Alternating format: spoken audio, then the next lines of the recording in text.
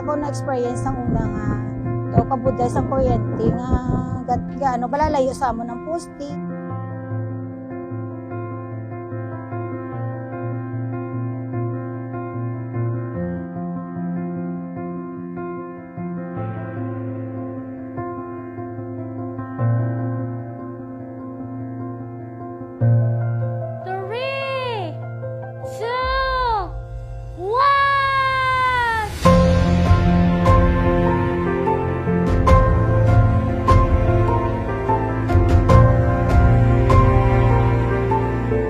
Ari na daw damgo lang naging matuod ang aton nga handom nga may ara kita primary line nga magkakurinti na kita.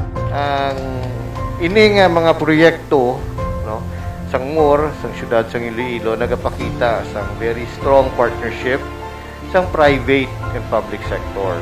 This is really ang aming service sa More Power, no, regardless of saan kayo. No? Basta you are within the franchise area sa More Power, responsibilidad namin, commitment namin to really give you the best service.